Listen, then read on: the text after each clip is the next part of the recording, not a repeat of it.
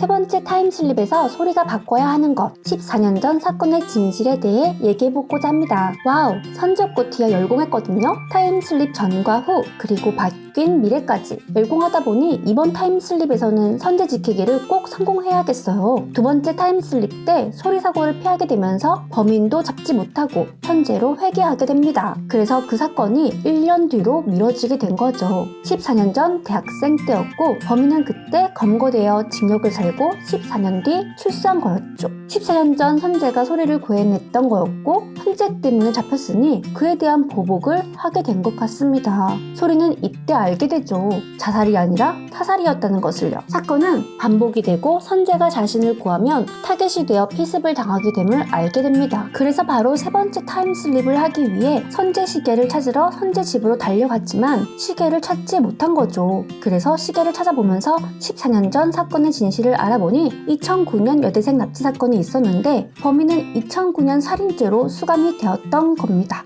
본인과 다른 사람도 있었던 것 같아요. 누군가 목숨을 잃었기에 끔찍했었고 그래서 자꾸 선재를 보면 기억이 떠오른다고 피했던 것 같습니다. 진실을 알고 나니 그 사건을 다시 겪고 싶지는 않을 것 같은데 그래도 소리는 과거로 가기로 합니다.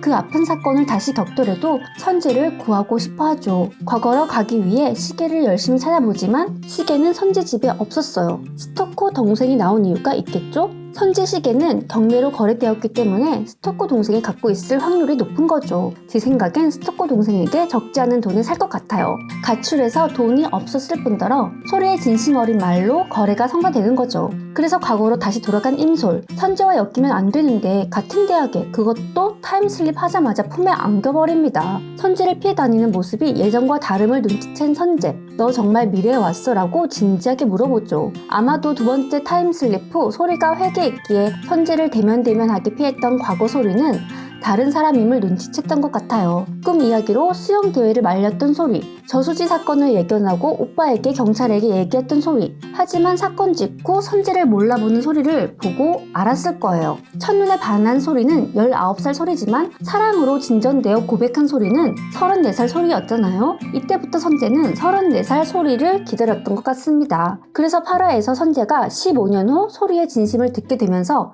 그때 느낀 것 같아요. 내가 고백했던 그때의 소리를요. 과거 소리는 그 고백조차 몰랐을 거니까요. 그래서 키스 후 집으로 돌아가면서 선재는 지금껏 멈춰있던 시간이 이제야 제대로 흐르는 것 같다고 말하는 것 같습니다. 세 번째 타임슬립으로 과거 선재와 미래 소리가 대학에서 다시 한번 만나게 되는데요. 소리는 다리를 다쳐 못해봤던 MT를 즐기는 것 같습니다.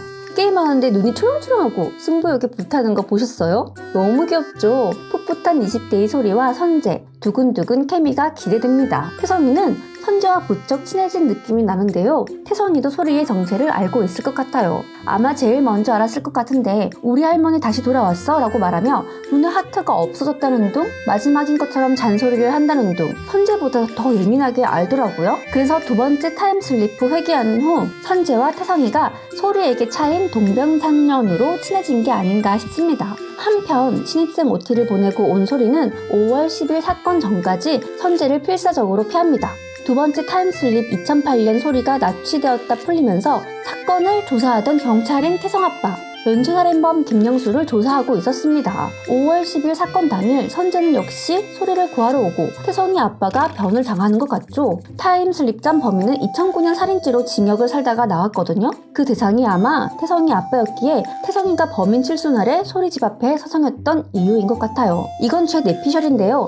범인을 이렇게 잡을 것 같습니다. 세 번째 타임슬립에서 소리는 사건을 패할 수 없기에 이번에는 사건이 아닌 연쇄살인범으로 피력할 것 같아요. 두 번째 타임슬립 했을 때 소리가 저수지에 지갑을 찾으러 가잖아요. 시체가 요기된 사건이 있었어요. 아마 그 범인이 같은 사람임을 알았을 거예요. 그래서 김영수라는 이름을 태성이 아빠에게 알려주고 5월 10일 범인을 유인하고 잡게 되지 않을까 싶습니다. 그리고 태성 아빠가 다치지 않도록 하겠죠? 범인은 무기징역으로 구형받게 되면 선재를 살릴 수 있지 않을까 싶습니다. 그런데 어찌됐던 해피엔딩이죠. 티저를 보면 3회차 회귀한 미래에도 행복하게 덕질하는 소리를 볼 수 있더라고요. 이번 9화에서 20대 소리와 선재 커플 꽁냥꽁냥은 어떨지 마음 편하게 봐야겠습니다. 19살 키스는 살포시인데 34살 키스는 잡아먹는 것 같더라고요. 풋풋한 캠퍼스 커플 가자!